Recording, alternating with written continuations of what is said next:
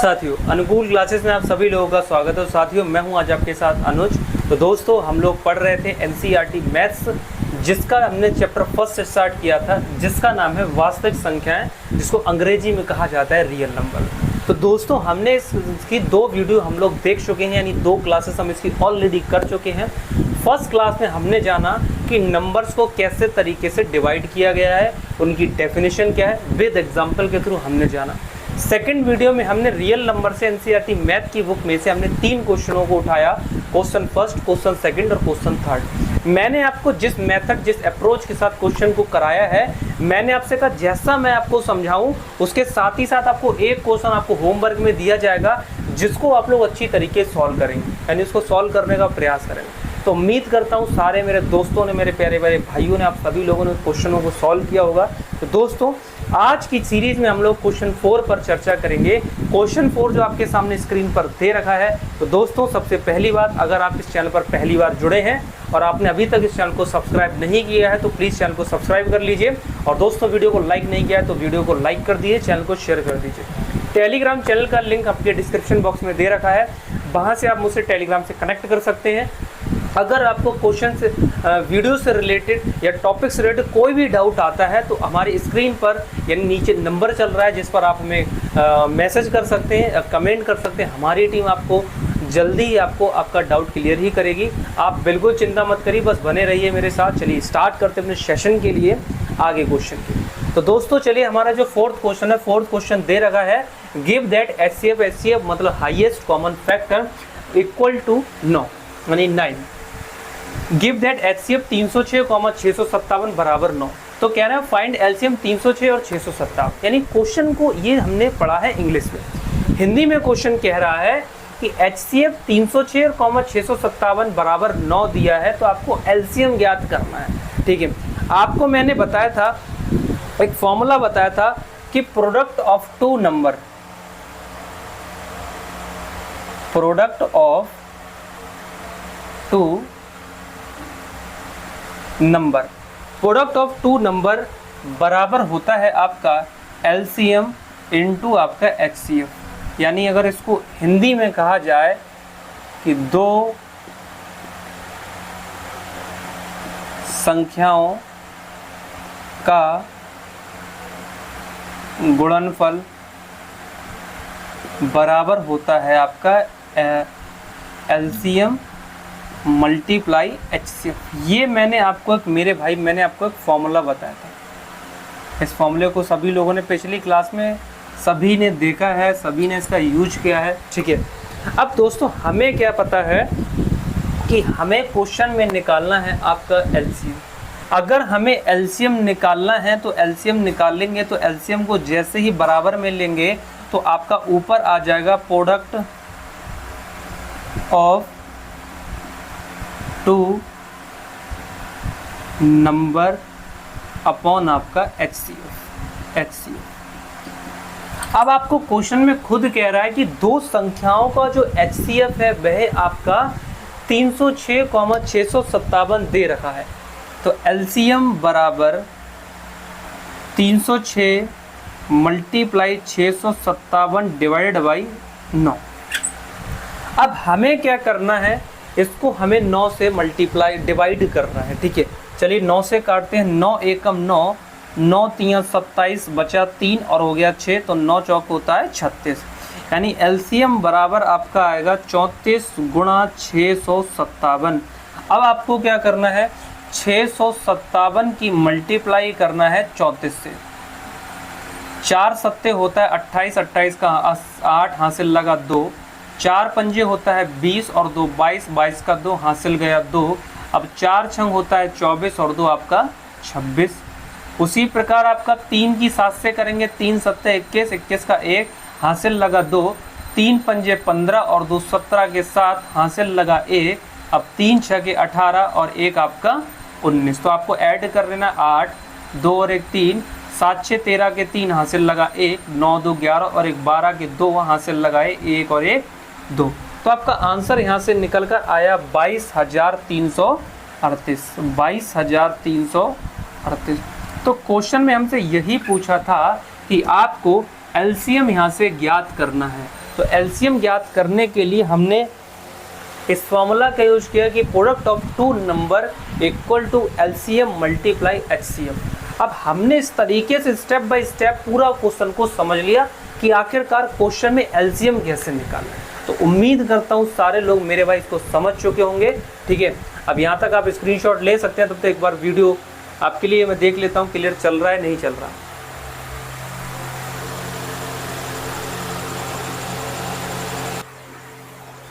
ठीक है, तो आप सभी लोगों ने इसको नोट कर लिया आखिरकार क्वेश्चन नंबर 4 का सॉल्यूशन। अब हम मेरे भाई आगे बढ़ते हैं, चलो इसको रफ करते हैं।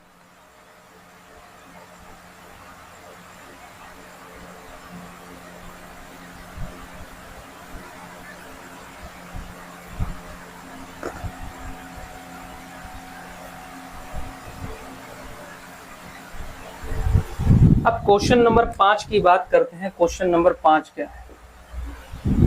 क्वेश्चन नंबर 5 है, जांच कीजिए कि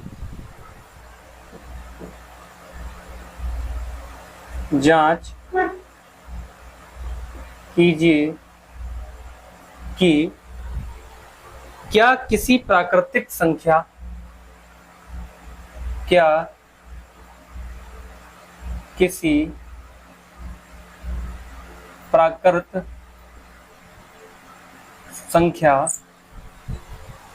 n के लिए संख्या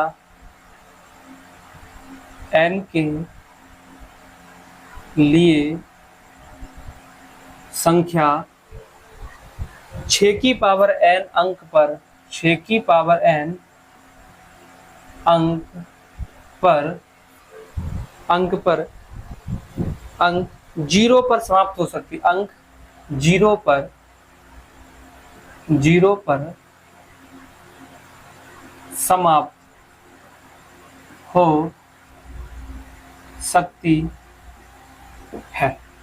तो क्वेश्चन कह रहा है कि जांच कीजिए कि क्या प्राकृतिक संख्या n के लिए जो संख्या है 6 की पावर n अंक 0 पर समाप्त हो सकती है, इस बारे में बताना है। तो दोस्तों 0 पर समाप्त होने के लिए हमें क्या करना पड़ेगा? सबसे पहले अगर हम देखेंगे n की वैल्यू हम मानते हैं 1 2 3 4 डैश डैश डैश करके इन्फिनिटी। अगर n की वैल्यू रखा जाएगा 6 की पावर 1 तो आप रखेंगे 6 तो आ जाएगा आपका 6, फिर रखेंगे 6 की पावर 2 तो 6 गुणा 6 तो कितना हो गया 36। अगर रखेंगे 6 की पावर 3 6 की पावर 4 6 की पावर 5, इसको कंटिन्यू आगे करते रहेंगे तो 6 गुणा 6 गुणा 6 6 6 का 36 36 6 का आपका 216। इस प्रकार मेरे भाई हम आगे बढ़ते हैं। उन्होंने कहा 6 की पावर n अंक 0 पर समाप्त हो सकती है। अगर हम बात करते हैं 2 गुणा 5 की पावर n तो यहां बनता है आपका 10 10 जो होता है जो कि 0 पर समाप्त हो रहा है, 10 जो है आपका 0 पर समाप्त हो रहा है। हमें करना है 6 की पावर n, तो आप देखेंगे अगर 6 की पावर n यहां लिखेंगे तो यहां से लिख सकते हैं 2 गुणा 3 2 3 6। तो ये जो यहां से जो बना तो हम कह सकते हैं कि 6 की पावर n है, जो 6 की पावर n है यानी 6 का गुणनखंड करने पर 2 गुणा 5 का जो रूप है वह नहीं बनाती। अगर हमें क्या करना है 6 का अगर हम गुणनखंड करते हैं तो ये 2 गुणा 5 का रूप नहीं बनाती। तो आपको यही लिखना है कि 6 का गुणनखंड करने पर यह 2 गुणा 5 की पावर n का रूप नहीं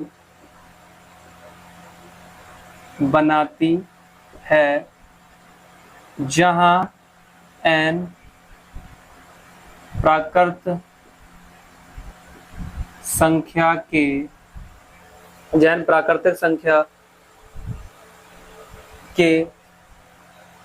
संख्या जो कि 0 पर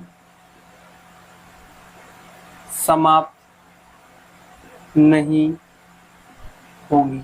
बस आपको स्टेटमेंट लिख के क्वेश्चन को कंप्लीट कर देना। ठीक है, यानी मैंने यहाँ से बताया कि अगर हमें 6 की पावर n अंक पर 0 बनाना है तो सबसे पहले जानना है कि हमें n की वैल्यू कितना रखना है।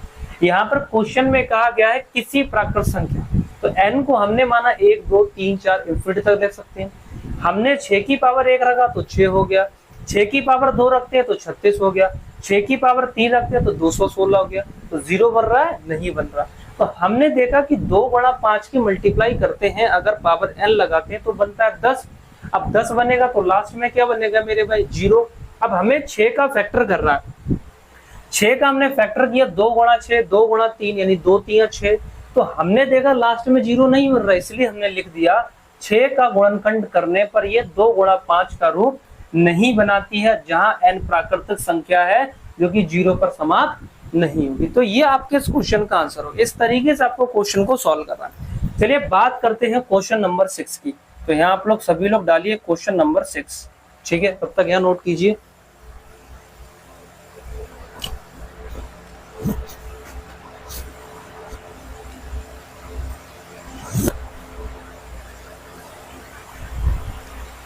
अब क्वेश्चन नंबर 6 हमारे पास है, व्याख्या कीजिए कि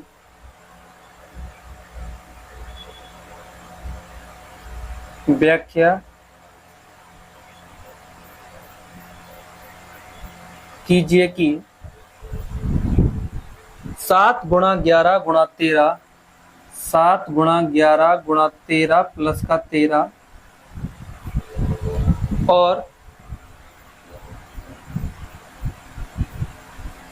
7 गुणा 6 गुणा 5 गुणा 4 गुणा 3 गुणा 2 गुणा 1 प्लस का 5 भाज्य संख्या क्यों है?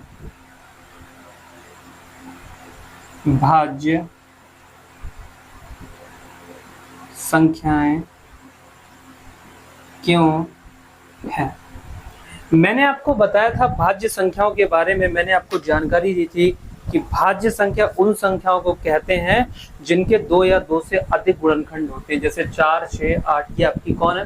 भाज्य संख्या। लेकिन अभाज्य संख्याओं की मैंने बात कहा, अभाज्य संख्या वे संख्याएं हैं जिनके केवल 2 गुणनखंड होते हैं, 1 और बहस। जैसे आपका 1 से 100 तक मैंने बात करा, कुल आपकी 25 अभाज्य संख्याएं होती हैं। तो इन चीजों के बारे में जो मैंने आपको फर्स्ट वीडियो दी थी, उस वीडियो में मेरे भाई हम इस वीडियो पर चर्चा कर चुके हैं, ठीक है? चर्चा कर चुके हैं, ठीक।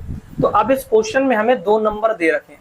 एक तो हमें व्याख्या करना है इसकी 7 गुणा 11 गुणा 13 प्लस 13। दूसरा नंबर है हमारे पास संख्या है 7 6 5 4 3 2 1 प्लस का 5। तो चलिए सबसे पहले हम जानते हैं भाज्य संख्या वे संख्याएं होती हैं जिनके 2 या 2 से अधिक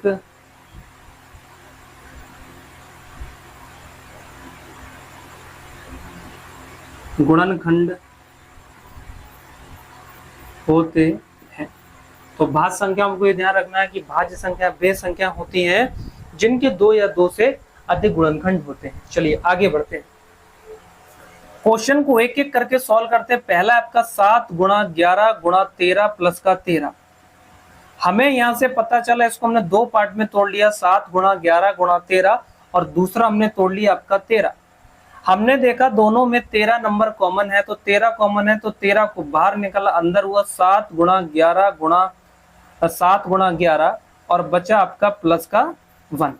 क्यों प्लस का 1 बचा? क्योंकि 13 हमने इधर से कॉमन ले लिया और 13 इधर से कॉमन है। 7 गुणा 11 तो आपका कॉमन रहेगा जो कि अंदर है, ये 7 गुणा 11 आ गया, 13 की जगह यहाँ आ गया 1। अब हमने देखा 13 11 7 77 प्लस का 1, तो वैल्यू बनेगी 13 गुणा 78।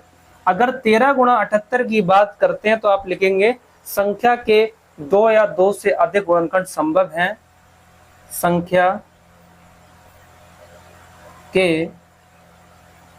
2 या 2 से अधिक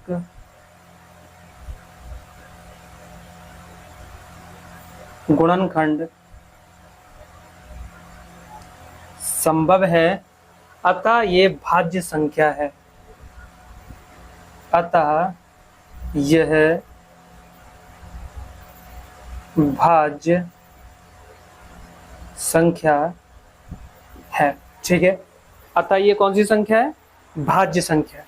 इस प्रकार हमने एक पॉइंट को इसको सॉल्व किया। दूसरा पॉइंट हमारे पास है 7 गुणा 6 गुणा 5 गुणा 4 गुणा 3 गुणा 2 गुणा 1 और प्लस का आपका 5। तो इसको भी हमने दो पार्ट में तोड़ लिया। यहां से हमने देखा जो वैल्यू हमारे पास थी, इधर से 13 कॉमन थी और इधर से वैल्यू जो हमारे पास कॉमन रहेगी वह वैल्यू 5 कॉमन रहेगी। तो हमें लिख सकते हैं 5 को तो हम बाहर लेंगे, अंदर बचेगा 7 गुणा 6 गुणा 4 गुणा 3 गुणा 2 गुणा 1 प्लस का 1। ठीक है, यानी 5 बाहर ले लिए, इसमें से हमने 5 बाहर ले लिया और हमने जो हमारे पास था प्लस का 5 उसको भी हमने बाहर निकाला, तो हमारे पास बचा प्लस का 1। अब हमें मल्टीप्लाई करना है। 5 का 5, 2 एकम 2, 2 3 6, 6 चौका 24, तो यहाँ पे 7 छंग हो गया आपका 42 और गुणा हो गया आपका 24 प्लस 1। ठीक है, 7 छंगे 42, 4 3 12, 12 दूनी आपका 24। अब हमें करना है 42 की अगर मल्टीप्लाई हम लोग मेरे भाई 24 से करेंगे, 42 की गुणा 24 से करेंगे तो 4 दूनी होता है 8 और 4 चौके होता है 16 और 2 दूनी होता है 4 और 2 चौके होता है 8। तो 8 का 8 आएगा, 6 4 10 का 0 हासिल लगा 1, 8 और 1 9 और 1 10। तो आपका कितना आया? 1008। तो 5 1000 आपका 8 प्लस का 1। अब हमने देखा 1008 में हमें प्लस ऐड करना है, 5 का 5 ही रहेगा, तो आपका वैल्यू बनेगी यहाँ से 1009। तो आप यहाँ पे लिख सकते हैं 5 गुणा 1009। तो इसीलिए आप यहाँ पे लिख सकते हैं संख्या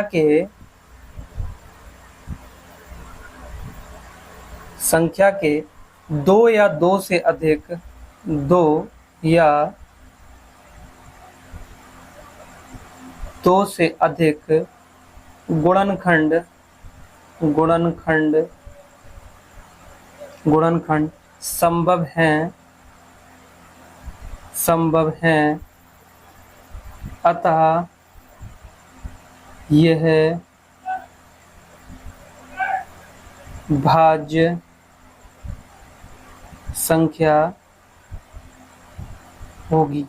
ठीक है, अतः कौन सी संख्या होगी? भाज्य संख्या होगी। मैंने बताया था भाज्य संख्या में 2 या 2 से अधिक गुणनखंड होते हैं, अभाज्य संख्या में केवल 2 गुणनखंड होते हैं। इस चीज को आपको ध्यान रखना, फटाफट इसको नोट कीजिए। फिर हम आगे क्वेश्चन पर चलते हैं। आपका लास्ट क्वेश्चन एक रह गया है, ठीक है, उसकी हम चर्चा करते हैं। ठीक है, तो अभी यहाँ पर आप लोग लिख लीजिए, फिर हम नेक्स्ट क्वेश्चन को यहाँ से नोट करते हैं। काफी बड़ा क्वेश्चन है, ठीक है मेरे भाई। चलिए फिर आगे क्वेश्चन हम लोग करते हैं, ठीक है ना। आगे हम इसको रफ कर देते हैं। उम्मीद करता हूँ सारे लोगों ने इसको नोट कर लिया होगा। लास्ट एक क्वेश्चन बताया मेरे भाई, क्वेश्चन नंबर 7, उसको और देख लेते हैं, फिर ये हमारी एक्सरसाइज 1.2 जो चल रहा है वो बिल्कुल कंप्लीट हो जाएगा। ठीक है, चलिए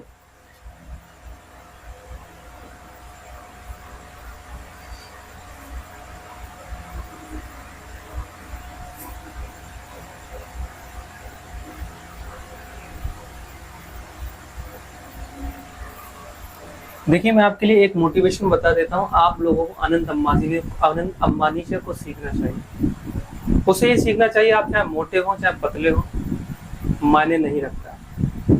मायने रखता है तो सिर्फ पैसा मायने। अगर आपके पास पैसा है तो दुनिया की सबसे सुंदर लड़की आपसे शादी करेगी, और अगर आपके पास पैसा है तो कई रिश्तेदार भी आपके साथ हो जाएंगे। क्यों? क्योंकि आपके पास पैसा। लेकिन आपका जब वक्त गिरा होगा तो मेरे भाई कोई साथ देने वाला नहीं होगा। तो वो एक एग्जाम्पल बहुत बढ़िया मुझे लगा कि उसका शरीर मायने नहीं रखता कि वह मोटा है कि पतला, नहीं, उसके पास पैसा है, तभी तो सुंदर लड़की की शादी हो रही है उसकी। ठीक है मेरे भाई, हाँ। तो मजे लेते रहिए, क्लासों के साथ साथ बढ़िया लगता है भाई इससे, ठीक है ना।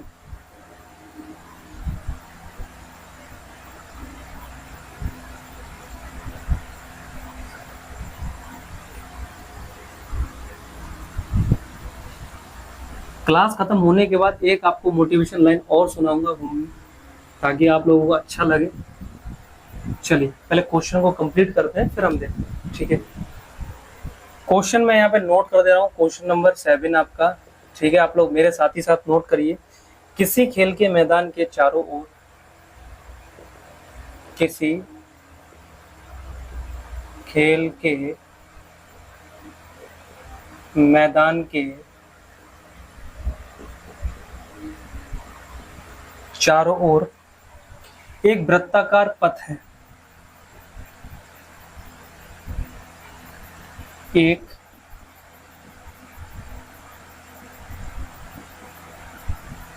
वृत्ताकार पथ है। इस मैदान का एक चक्कर लगाने में, इस मैदान का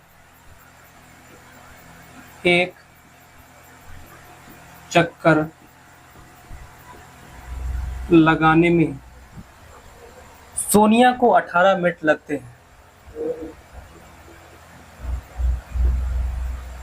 सोनिया को 18 मिनट लगते हैं। जबकि इसी मैदान का एक चक्कर लगाने में, जबकि इसी मैदान का एक चक्कर लगाने में रवि को 12 मिनट लगते हैं। एक मिनट नेत्र भाई चेक करना कि यहाँ तक की जो यहाँ पे दिखाई दे रहा है बच्चों के लिए पूरा दिखाई दे रहा है। ठीक है, सारी चीजें बिल्कुल क्लियर है। तो जबकि इसी मैदान के एक चक्कर लगाने में रवि को 12 मिनट लगते हैं। मान लीजिए वे दोनों एक ही साथ, मान लीजिए कि वे दोनों एक ही साथ, मान लीजिए कि वे दोनों एक ही साथ, मान लीजिए कि वे दोनों एक ही स्थान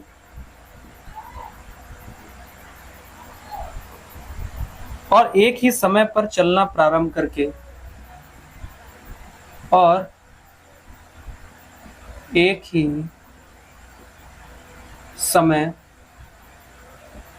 पर चलना प्रारंभ करके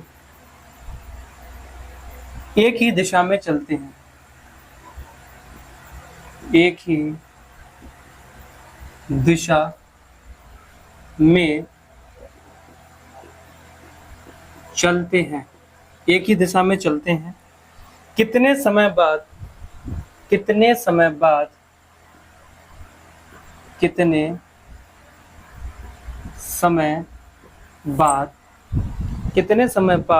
वे पुनः प्रारंभिक स्थान पर मिलेंगे। वे पुनः प्रारंभिक स्थान पर मिलेंगे। ठीक है, वे पुनः प्रारंभिक स्थान पर मिलेंगे। क्वेश्चन आपके सामने बोर्ड पर लिखा हुआ है कि क्वेश्चन क्या कहना चाह रहा है। ठीक है भाई, क्वेश्चन ये कहना चाह रहा है किसी खेल के मैदान के चारों ओर एक वृत्ताकार क्या बना हुआ है, पथ बना हुआ है। तो हमने क्या करा, एक मैदान था हमारे, उसके चारों ओर हमने एक वृत्ताकार पथ बना दिया। ठीक है मेरे भाई, एक वृत्ताकार पथ बना दिया। कह रहे इस मैदान का एक चक्कर लगाने में जो सोनिया है उसको 18 मिनट लगते हैं। कितने मिनट लगते हैं? सोनिया को 18 मिनट लगते हैं। ठीक है सर।